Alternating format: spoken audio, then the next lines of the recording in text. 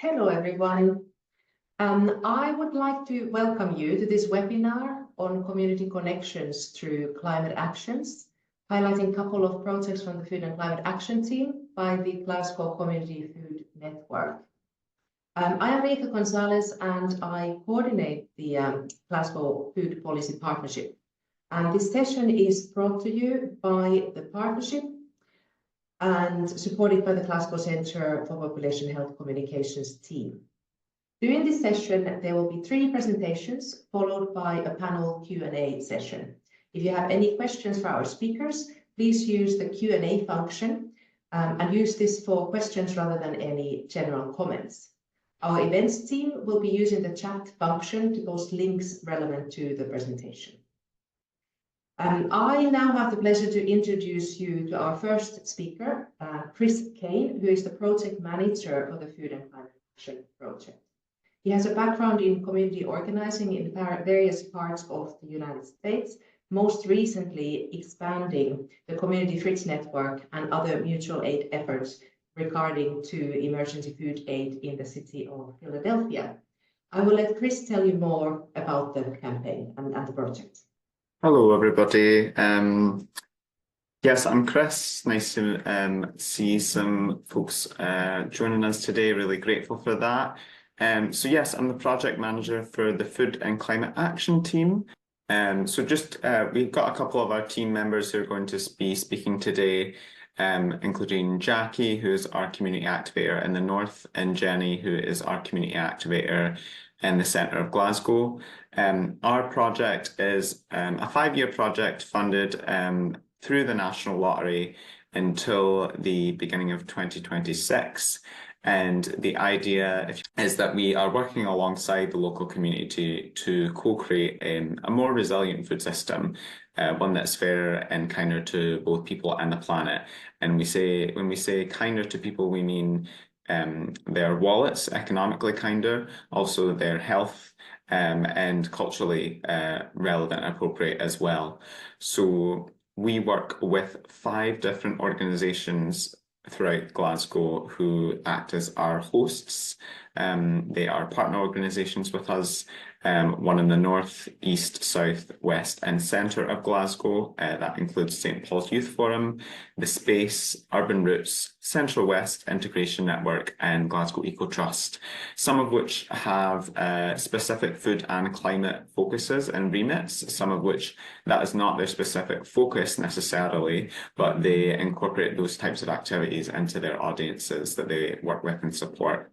And the idea is that we are doing a range of activities to kind of co-create this fairer, more local and food system with these groups, listening to what their audiences need and want to see in regard to food, and also co-creation in the sense that we trust that people are kind of experts in their own lived experience, so really co-creating our projects and activities with the community members that we're working with. So we have a few main focuses, strands of our project.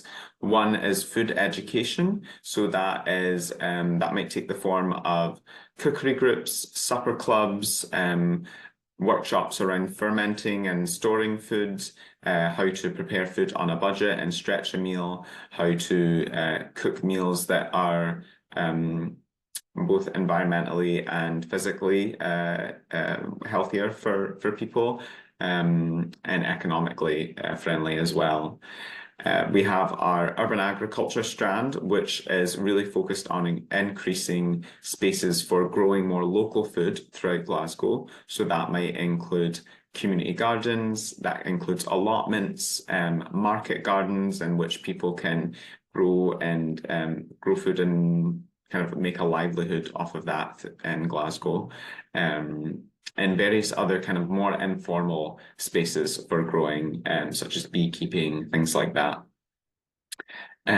We have our strand of movement building, which is really about trying to kind of act as a liaison between the community and larger bodies that have kind of decision-making power around what type of food is brought into Glasgow, how much food is grown within Glasgow, how much space is allocated to growing food in Glasgow, as well as other climate initiatives, such as how food waste is managed, and acting as a liaison between the community and what they want to see and learn, and communicating that with the council.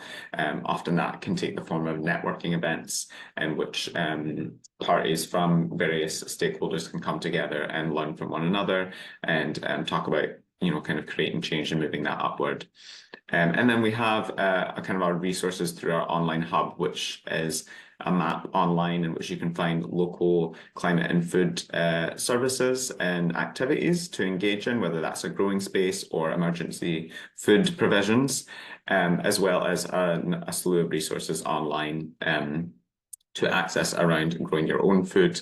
And yeah, Talia's kindly posted the link in the chat for that. We are in partnership with the Glasgow Food Policy Partnership to deliver the community food perspective of the Glasgow City Food Plan. So through these various strands, we aim to kind of fulfil the goals of the City Food Plan. And I will hand it off to Jenny and Jackie to speak a bit more about what some of these specific activities look like within our movement building and food education strands. Thank you so much for that introduction to the project, Chris. Our next speaker is Jackie Stockdale, like Chris mentioned, who is a community activator based at the St. Paul's Youth Forum, one of the project's anchor organizations. Her background includes community development and anti-poverty work. And Jackie will tell you about the Climate Crumbs professional development program, which the Food and Climate Action team has developed for community practitioners to learn how to integrate conversations about climate action into existing delivery. So over to you, Jackie. So I'm going to talk about Climate Crumbs, how to talk about food and climate in communities. First of all, I'm going to introduce Climate Crumbs and then go over the beliefs and outcomes underpinning it. And then I'm going to run through the activities that we would suggest and try out in a typical Climate Crumbs session. So the themes are food and climate conversations, the role of the individual in the food system, health, and then food aid, food dignity, and food justice. And I'll finish with a case study of Climate Crumbs in action. So by way of an introduction, why Climate Crumbs? Why did we start this? Well, I guess it's a difficult topic to navigate in ordinary communities, and we wanted a way to share our learning. After being a couple of years on the project, we felt as if we'd picked up useful ideas about how to hold conversations and kind of activities that we could do to stimulate conversation. And we wanted to pass on some useful workshop tools that we'd learned from each other and from people that we'd met along the way. And that's all part of leaving a kind of legacy of our project. So yeah, promoting conversation. We see that as a powerful climate action, but only really if we can do it effectively. So yeah, it's about not being in people's faces with jargon, meeting people where they're at, making climate relevant to people, and reaching as many people as possible. So we wanted to create a ripple effect. So we thought the best way to do that was through a train the trainer program. So is that people who work and volunteer in the communities can use some of these tools and pass them on. And yeah, food justice. Those who contribute the least to climate change are likely to be the most affected. Quite often in ordinary communities, people don't have the energy, the time, the knowledge. Some people are quite overwhelmed. Other people might not really believe that climate change is a thing. Whatever the reasons, people can end up outside the conversation.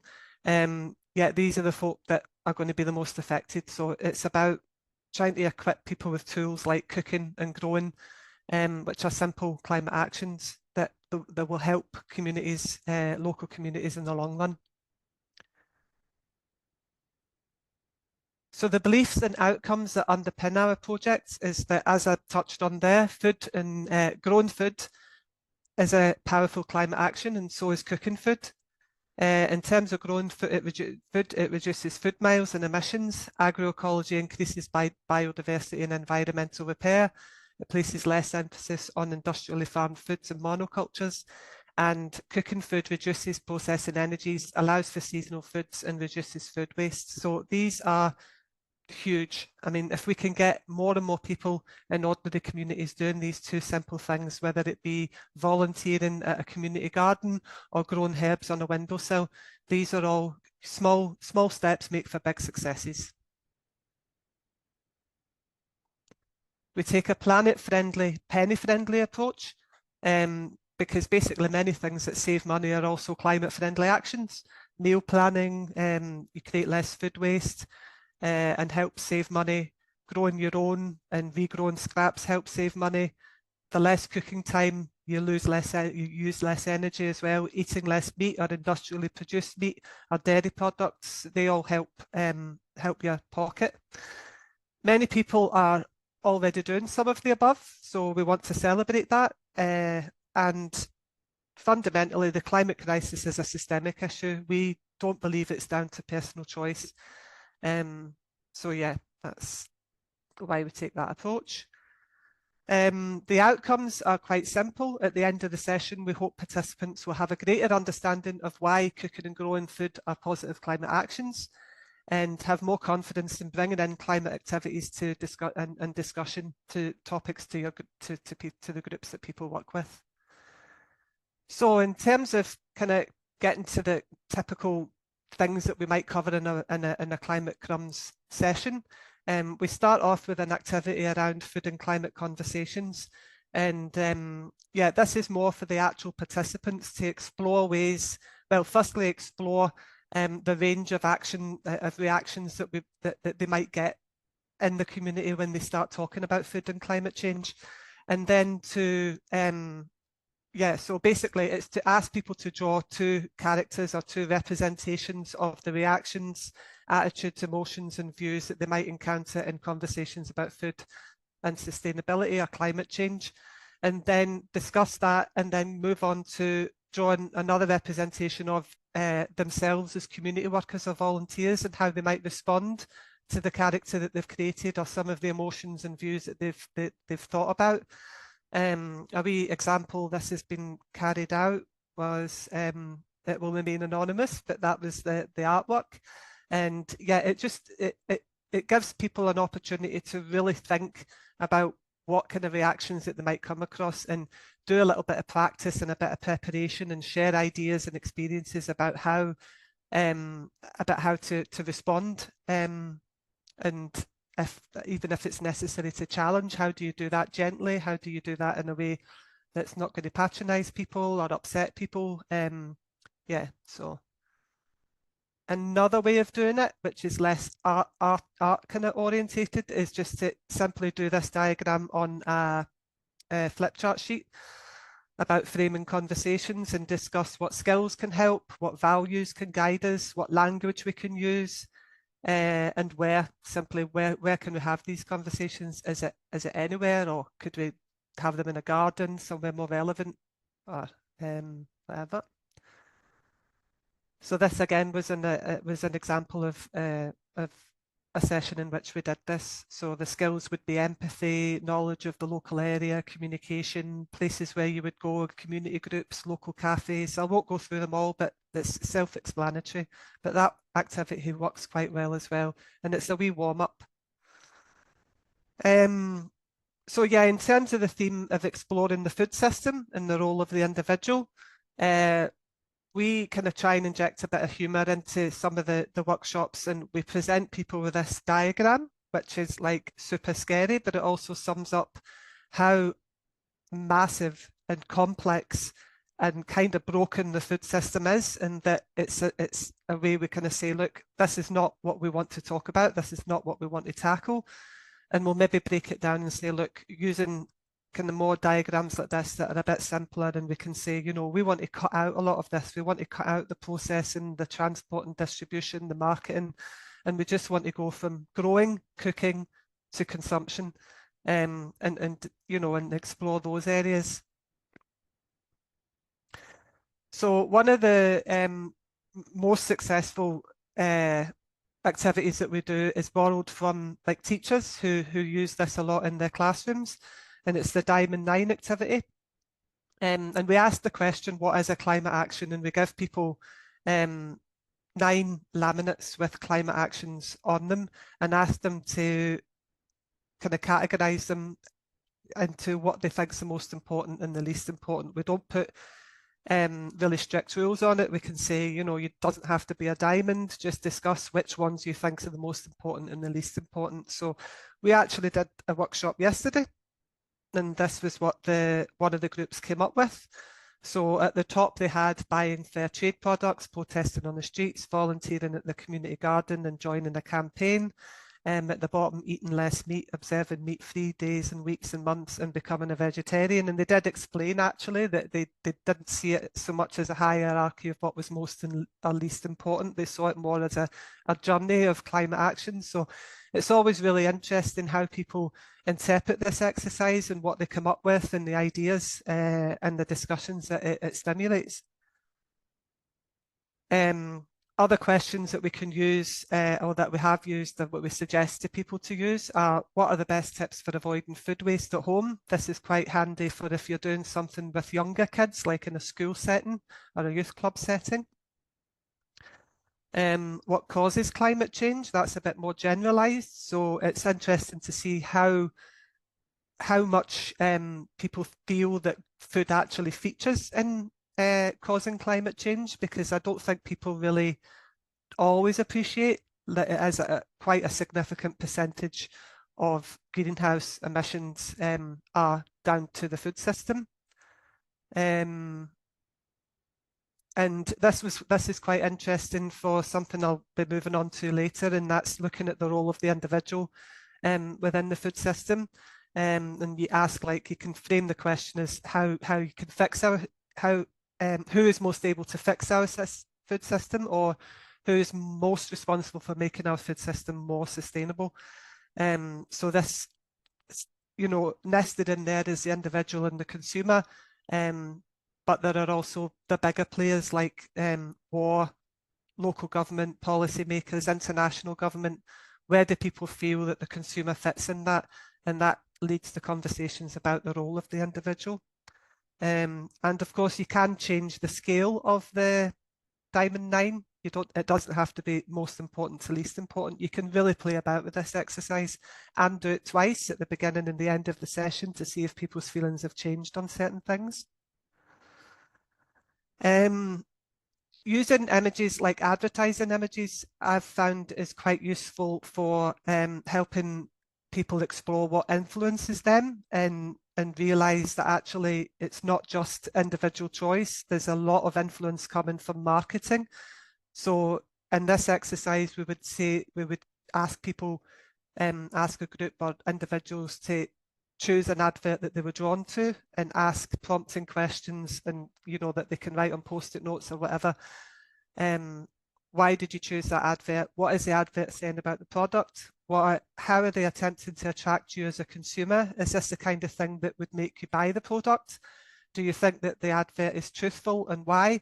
So these basically kind of help people to explore the extent to which they're influenced by these kind of adverts. And I guess it takes a little bit of the guilt off people when they feel that, you know, I'd like to do more, you know, but at the end of the day, these kind of big companies don't spend multi-million pounds on consumer psychology because they think that we've all got complete human choice, individual choice over these things.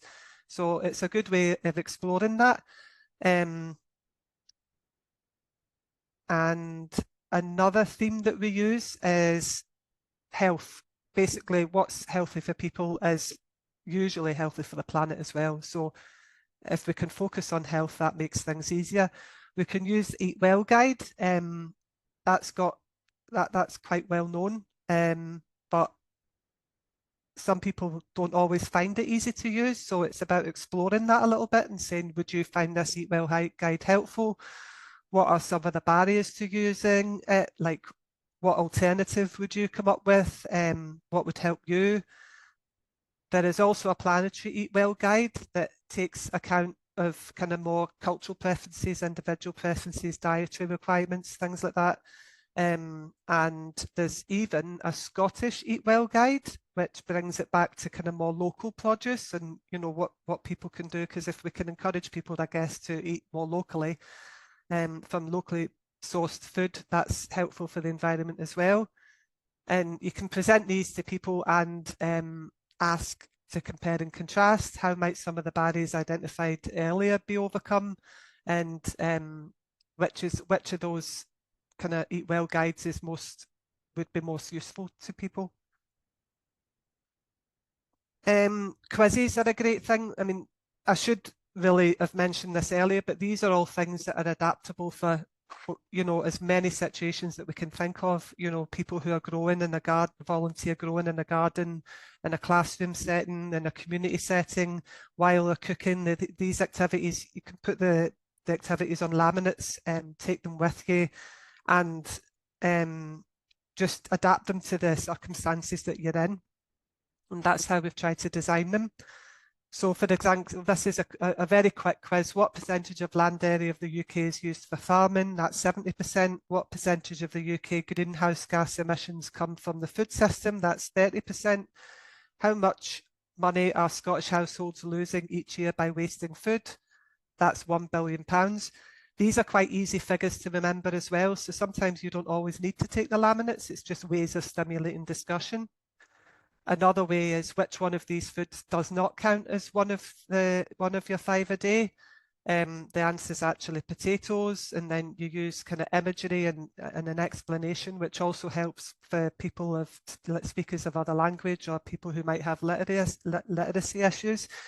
That's another reason why we use a lot of visuals and kind of tactile things.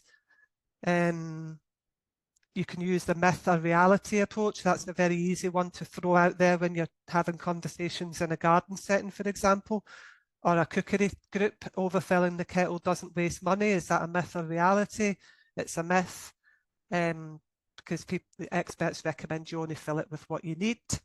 And yeah, so the final theme that we would tackle in a typical workshop is exploring issues around food aid, food dignity, and food justice. And one of the things that we would use is the diamond 9 that we discussed earlier, you know, asking where the individual sits within, when it comes to making the food system more sustainable. Again, using images, you can give people images of various types of food aid and ask questions like, how does this photo make you feel? What does this image tell you about surplus food in Scotland or the UK? What would you say to the people in the photo? Why do you think that this redistribution is seen as good for people and planet? How would you solve the issues portrayed in the photographs? So there's lots of different prompt questions you can use.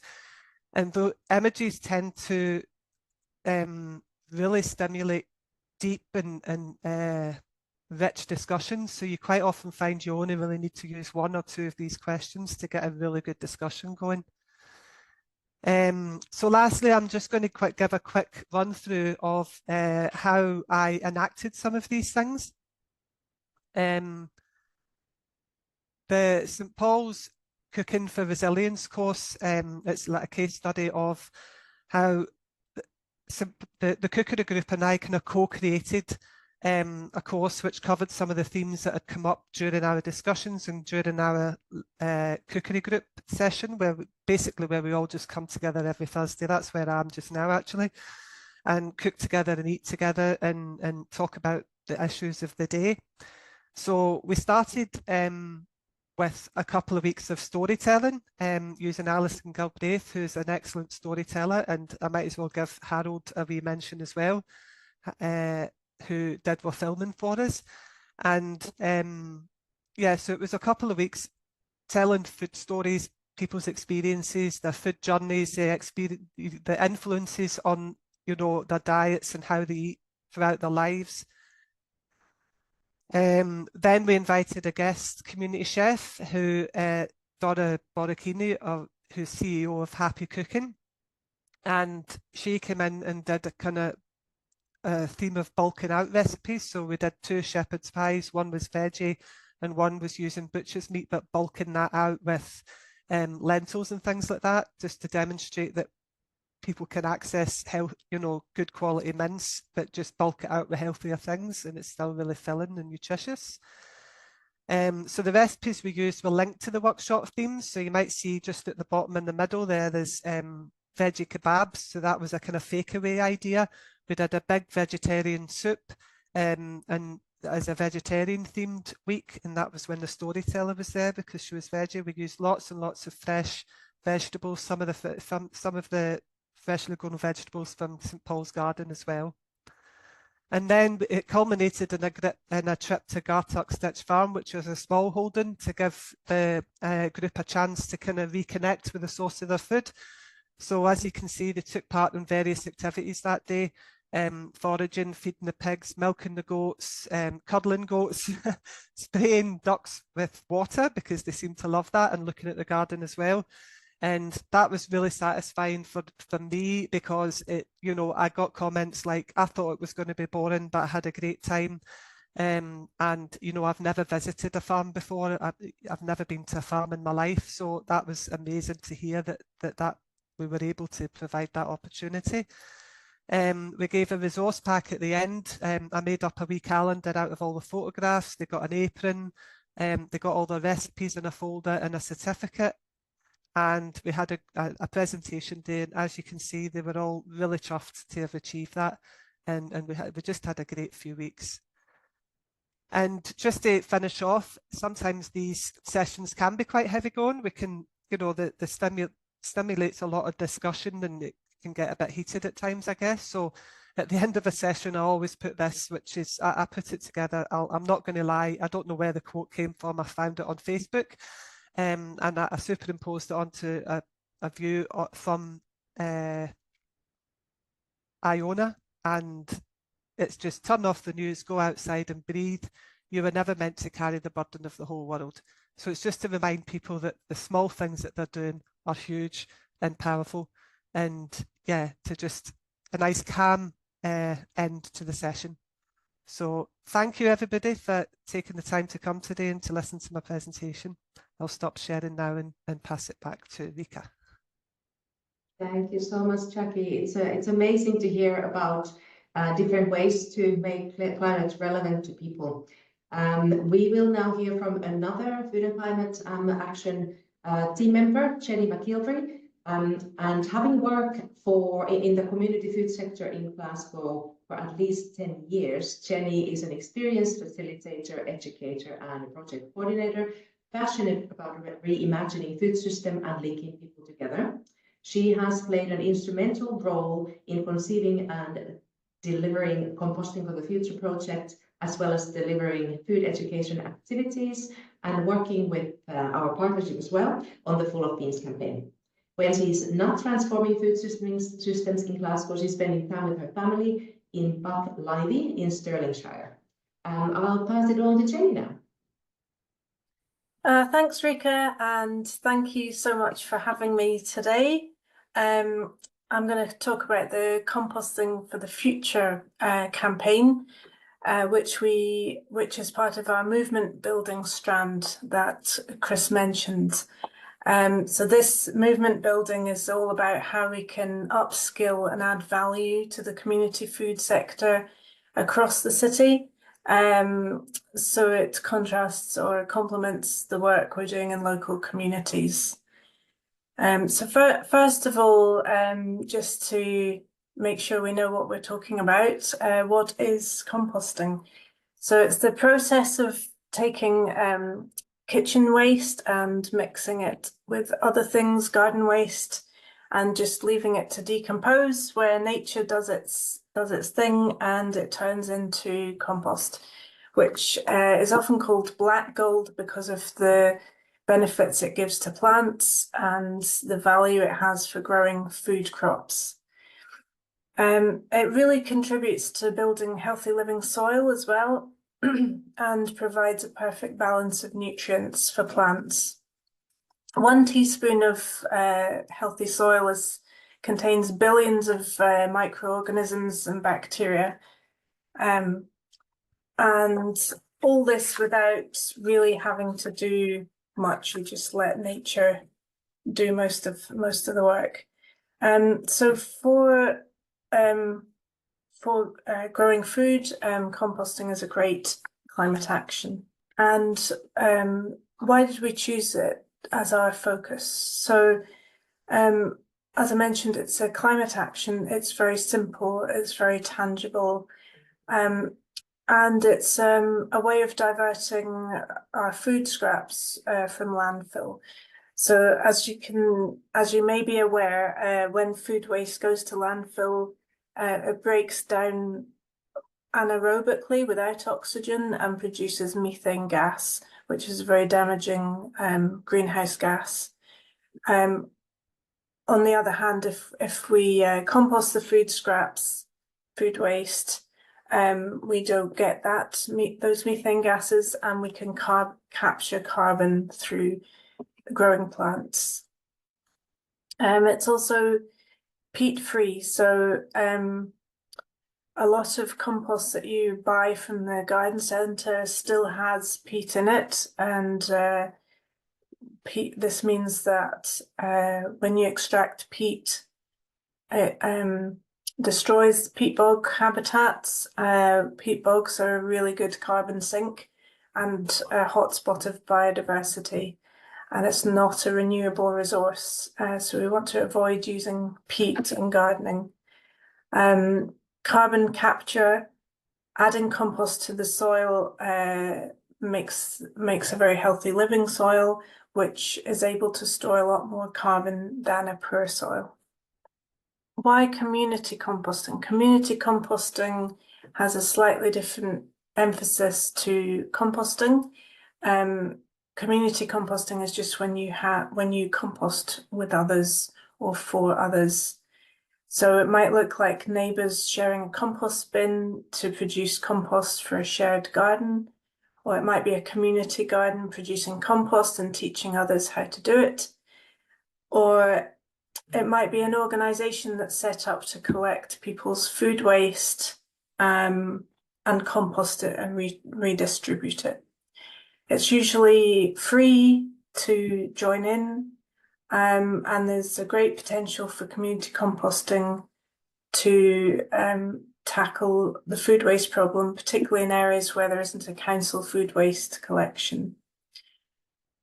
So in terms of food education, which is one of our core activities, composting is a really great educational tool.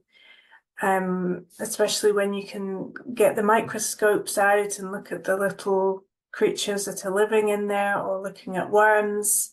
It's fun for children in schools, but also adults get a lot out of it, and it's a way of learning about what happens to food at the end of its cycle. The part of the food chain that's often neglected or not known about so much is where the decomposition and the new life happens. So as I mentioned, communities coming together to fill the gaps in the food waste and nutrient cycle. They can close the loop, and it's a simple action that people can take. It's very positive, something that people can do to help the environment. So we also felt that community gardens in the city, there was potential to upskill and upscale their activities, and help them if they're producing more compost. They can be buying in less compost, so they're reducing their costs. And composting is not just about building soil, but also about building community. So that's another big focus of our project. So we designed the Composting for the Future campaign to work with communities to identify what needs to change with our current food waste recycling system, to explore alternative models to make composting easier, and support community groups to set these up. In other words, how can composting be made easier and more accessible, and how can we support communities to do this? So we designed 3 main strands. The education strand. This was delivered by 4 masterclasses of the summer. There was an information gathering or research strand where we commissioned 2 reports into the food waste system, and direct support. So we had a peer budgeting fund which projects could apply to for £3,000 to set up community composting. So the idea that this would be an injection of support into this field, which would pollinate new projects and new connections and spread the knowledge. So just to look at the masterclasses that we ran, they were really to focus on people who had existing knowledge of composting and to take them, upskill them, and get them involved in practical examples of community composting, which is already happening in Glasgow and also further afield. So the first one was at Incredible Edible Neilston. It was an introduction to community composting methods and included a tour of the Joraform composters that they have at Neilston. I'll say more about those and how they work in a bit. The second one was an online webinar called Managing Food Waste at Scale, Inspiration from 2 countries. And we heard from Compost Works in Liverpool and Wormen Hotel in the Netherlands. And they were really, really interesting examples of enterprises that have been starting composting food waste at a citywide scale. The third was at a tour of a community garden called Friends of Garnet Hill Green Spaces, or FROGS for short, and that was in Garnet Hill, and the workshop looked at soil health and looking at soil organisms under the microscope. And finally, we had a celebration with all the participants at the Hidden Garden, and yeah, we'll see that there was a creative workshop which developed this stop motion, and there was creative activities, enjoying food, and also imagining the future of community composting. So we commissioned 2 research reports, which are both available on our website. One was produced by Propagate, was a very practical guide to community composting, comparing different methods, looking at the advantages, the disadvantages, and the costs. And it was a good handy guide for anyone getting started. The other report was on food waste management and how it currently works in the city and the opportunities for more community composting. At this stage, I thought it'd be good to look at a couple of case studies that were from our project. The first is from the webinar, and this is the Wormen Hotel, the Wormen Hotels in the Netherlands. So this was an enterprise set up by Arie Machiels van Ziel. He designed these worm towers, which look like beehives, and they're designed to be very eye-catching and spark conversations. Each one takes several kilos of worms and will take the waste of up to 30 households. So in Netherlands, there's no local authority food waste collection, So that's how this enterprise started, was to fill that gap. But now the council is working with Werman Hotel and provides these towers for the communities. There's now 200 in Amsterdam, and also they have spread to 11 other cities in the Netherlands. It really shows that composting can be accessible and it can be normalized and it can take place on every street corner. And it doesn't need to be transported away in trucks to be composted somewhere else. It can compost right there and then. When it's ready, there's a hatch at the bottom which people can use to take out the compost and use it. The second example is here in Glasgow, one of our projects that we supported with the peer funding.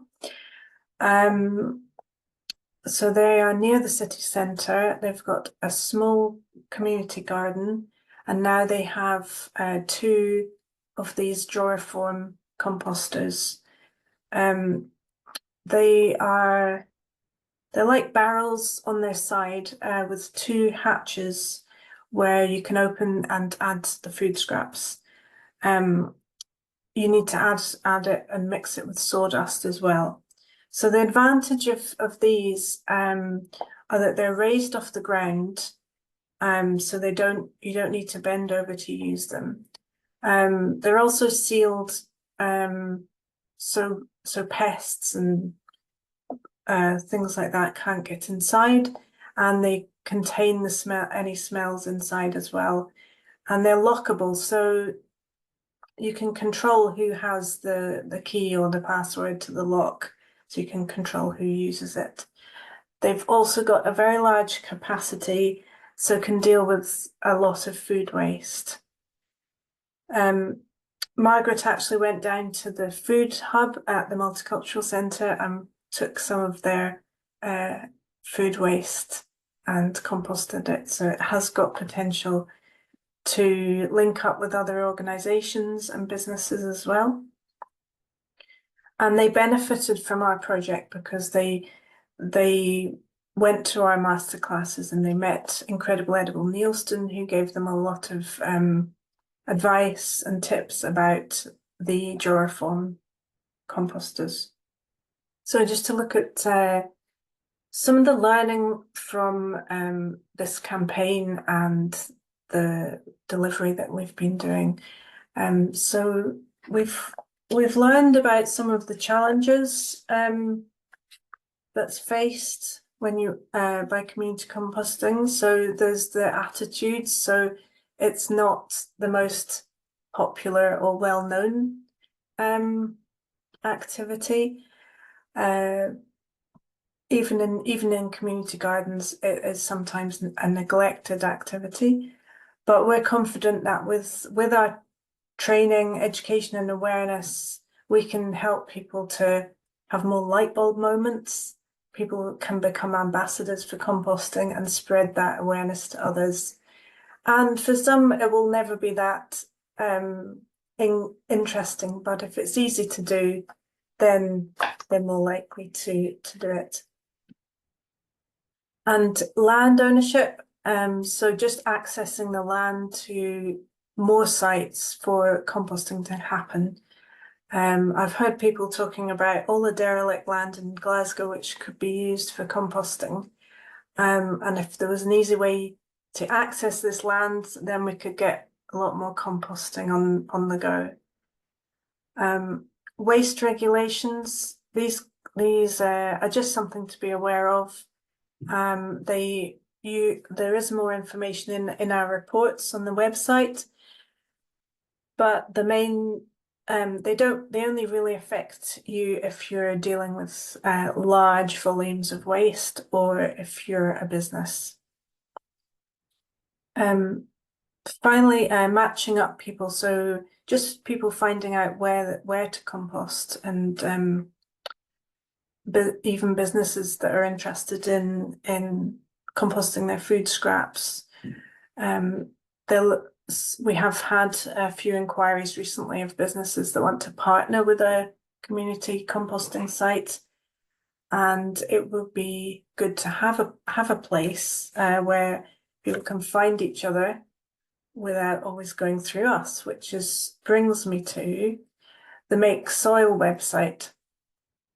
So we didn't build this website, but we are promoting it as a way of people finding each other.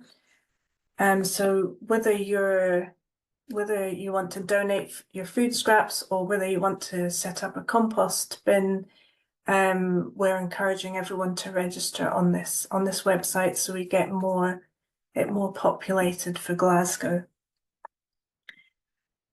And on the left is a poster that you can create on the website for your own compost site, including a QR code.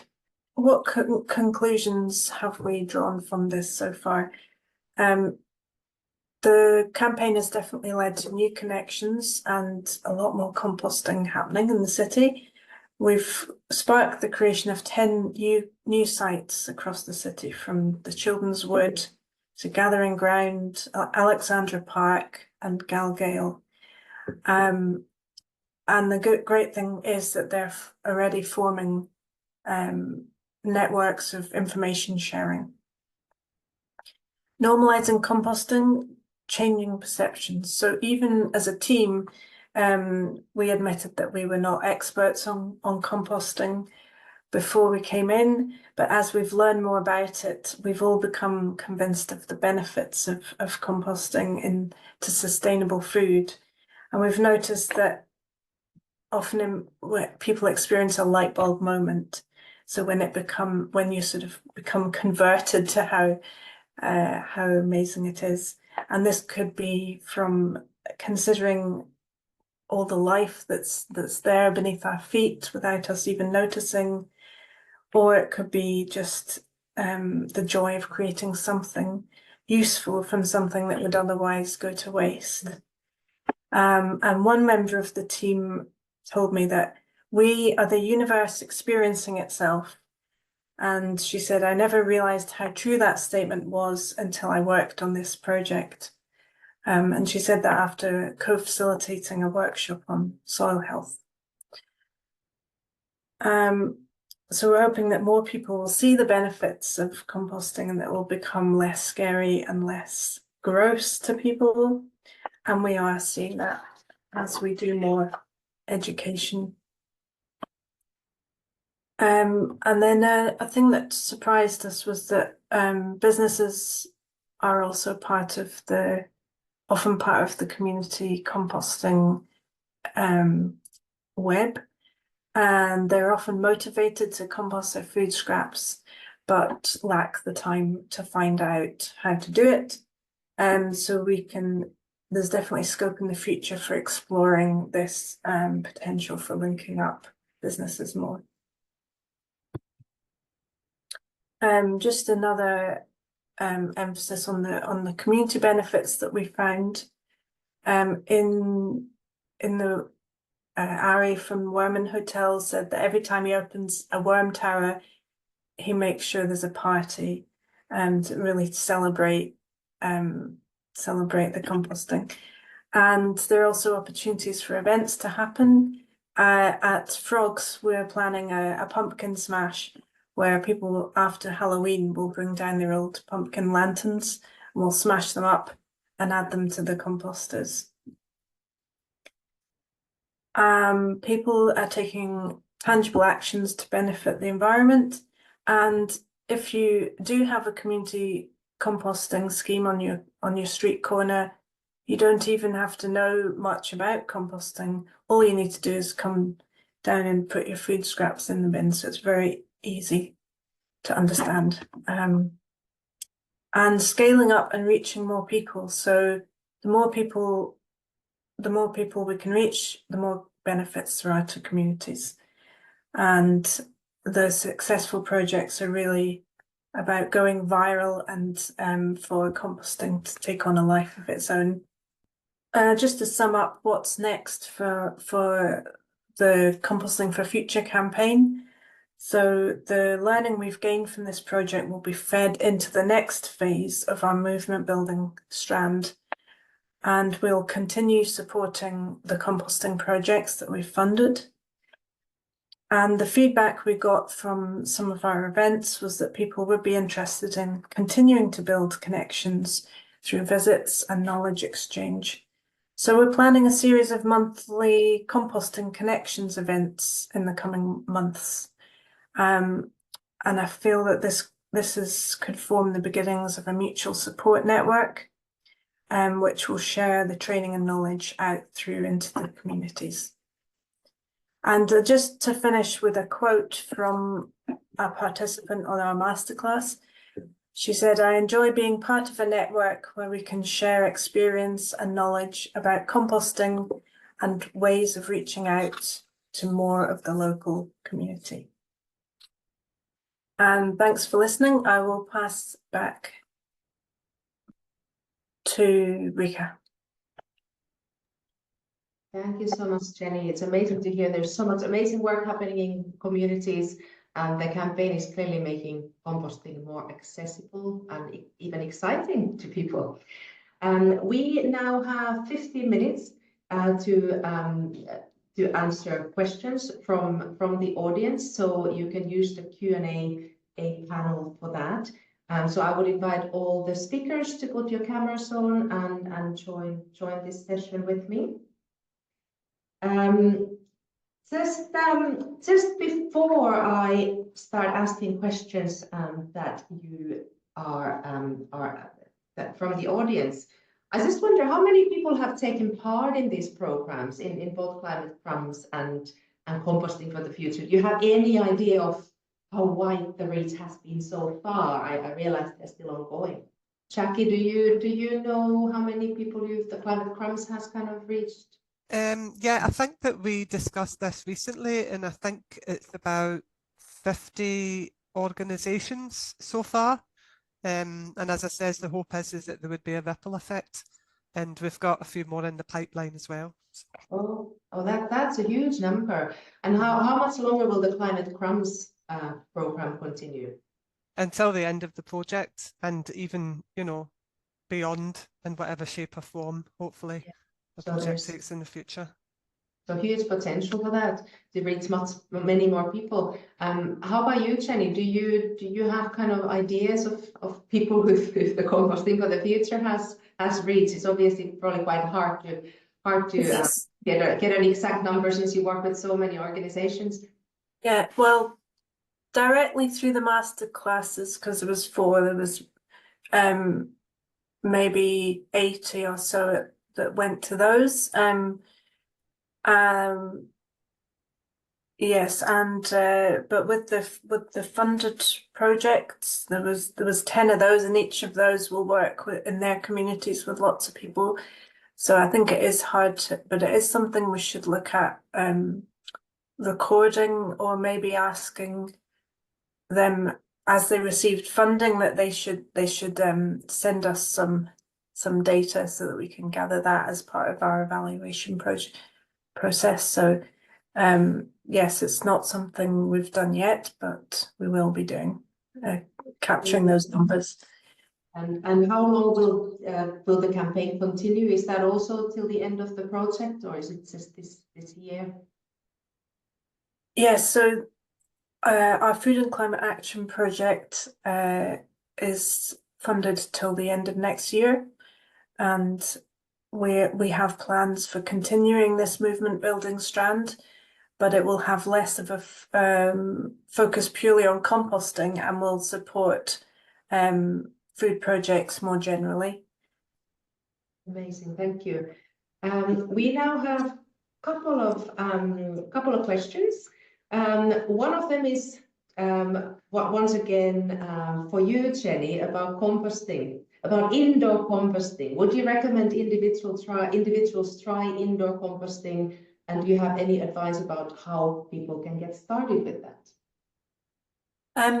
Yeah, that's interesting, because with projects which collect food waste from people's households, they distribute little caddies often distribute caddies to people, and people with council collections are familiar with this. You store your food scraps in little caddies in your kitchen counter or wherever.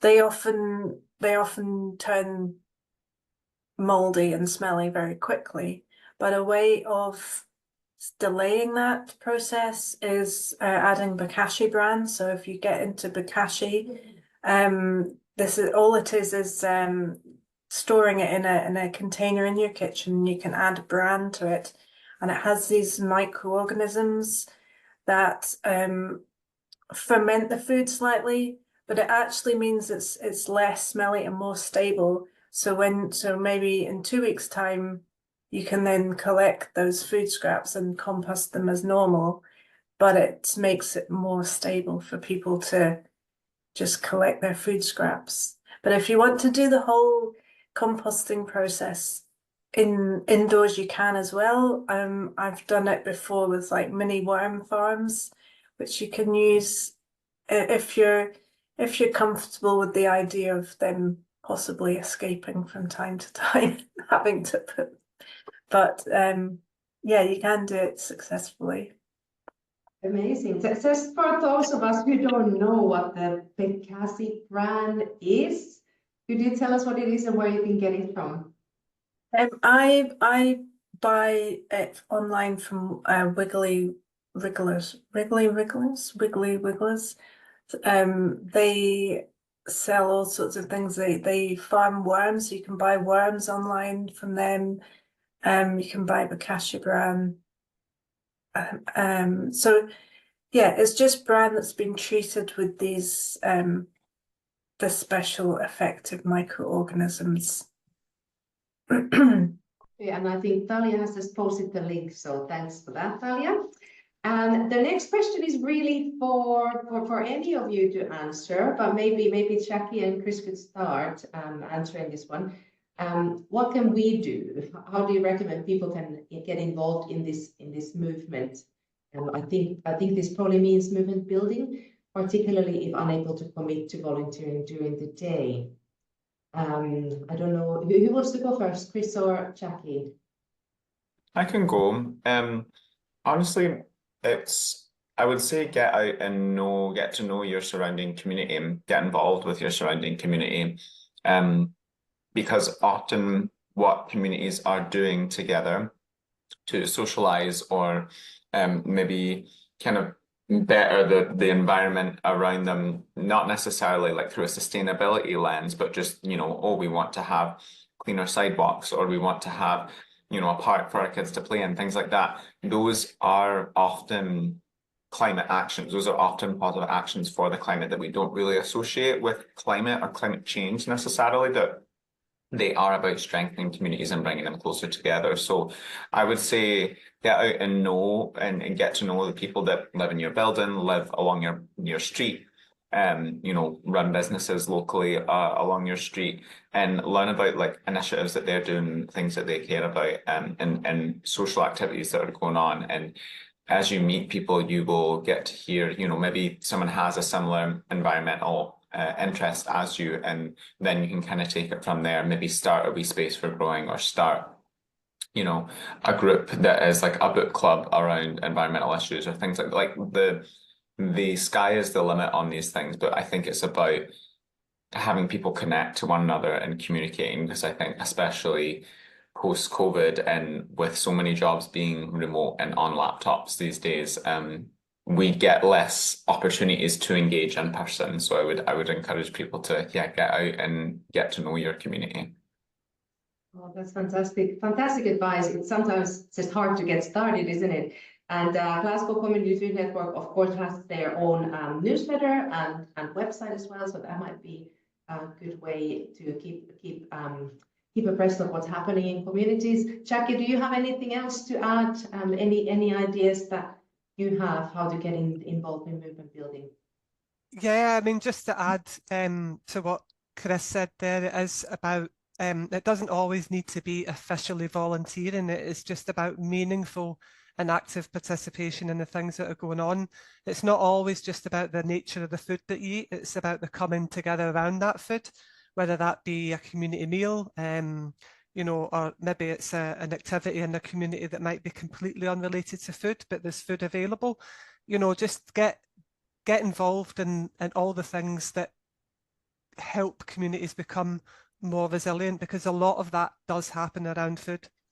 So yeah, as I say, it's not always just about banner waving at a protest. It's a volunteering. There's so many other ways that you can get involved. No, absolutely. And I really love what you said during your presentation, Jackie, about what can be a climate action, how cooking and just eating food, and what Jenny said, composting food can be a climate action. So, you know, and you know, I would imagine being part of a community project, or, you know, getting to know your community can be a climate action, because you can collectively actually do something. Jenny, do you have any ideas that you'd like to add on how to get involved? I would just add the Make Soil website again, which I did mention, but yeah, it's a good way to, if you're in Glasgow, just to or if you're anywhere, we're trying to get as many people to sign up to that as possible, so people can find each other who want to make compost together. That's great. You mentioned the Make Soil website. Am I right in thinking there are also some soil sites in Glasgow, one of them being in Kidding Park? Is that right? Yes, yeah. There's that is on the website already, so you'll find that one. Kidding Park Complex, yeah, there is a hot bin outside that you can use. And are there any other sites in Glasgow if people kind of want to do it in an easy way? Yes, well, eventually all our funded projects will be up there as well, and there is information on our funded projects on our website as well.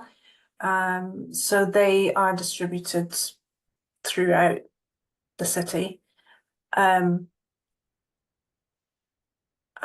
Yeah, and I mentioned Frogs, so they're just off the city centre near Suckyhole Street, and but yeah, I think you would have to get in touch with Margaret to get the code for that one. Okay. What we will do also at the end of the event, we will send any sort of relevant links to any reports, so you can get all those details and also circulate them more widely as well. We don't seem to have any more questions in the chat, but we still have a few minutes left if somebody wants to ask a final question. While you're thinking of your questions, I have one question to Chris and the rest of the team as well. You know, the Food and Climate Action has been working on all these amazing projects, and you know, it's working in different areas of the city. But I just wonder, are there ideas for new projects within the team? I know, you know, you have another year and a half of the project left. So do you have any new plans that you are able to share with us?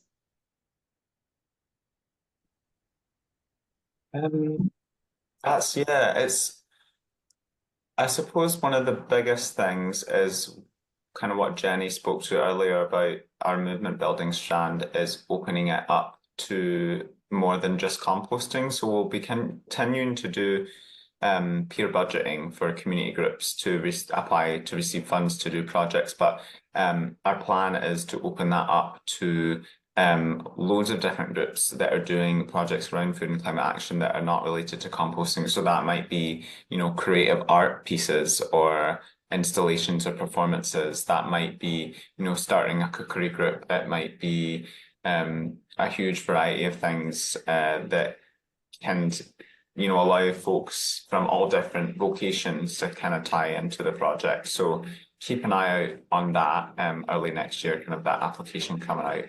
And then as part of our urban agriculture strands, we are moving in the direction of hoping to start a market garden at an abandoned golf course up in Rockhill, the old Rockhill golf course that is now overgrown and no longer being used for golf, or hasn't been for about a decade now. But that project is kind of to be determined and how that space evolves and is used, because we're needing to test the soil at the moment to see if it is viable to grow food on. So that will dictate how we move forward with that space, whether it becomes a market garden with community garden space, or if it's more focused as like a preservation site with different community activities on it. That sounds absolutely amazing, and we can't wait to hear how all that pans out. There are no more questions, so unless the panelists have anything else that they would like to share, this is your chance. Otherwise, we will wrap this webinar up. Jenny, Jackie, do you have anything else you wanted to share before we finish? I guess one of the new things is that we're also, well, something that we've done a few times, but we're developing further, just in response to us being more established now as a project. So we're getting more requests to do community stalls. So we're trying to develop our offering on that and get, you know, all the proper things, tables, chairs, and hopefully a gazebo. Haven't mentioned that to Chris yet, but I'm going to. and just try and have something that's quite memorable and a really good offering that we can just pick up and go and say, yeah, we can do that stall, because I think all the activators have made so many connections now. And I think it's just really important to have a presence at all these places, and really, you know, we've got 18 months of the project left, so let's really put ourselves out there. So that's a kind of mini offering within the community, within the food education strand. And Jenny is contributing greatly to that at the moment with the Full of Beans campaign, which is a kind of a side campaign, but also integrated into the wider movement as well. So that it lends itself well to stalls. So yeah, well, that's another kind of side we're hoping to develop further. Amazing, and I'm sure they would be very well used. Absolutely fantastic to hear from you all. You can also find recordings of our previous webinars on our website. And if you want to find out more about our work, the work of the Glasgow Food Policy Partnership, you can subscribe to our newsletter. So that's a separate newsletter to the food, to the one from Glasgow Community Food Network. If you have any questions that you didn't think of during this session, just feel free to get in touch and we'll try to get those answered if we can. We would like to say a huge thank you to all our speakers and everyone attending today's session. I hope you have learned as much as I have. Finally, a special thanks to the Glasgow Centre for Population Health Communications team for helping us put this event on today. Hope you will enjoy the rest of your day.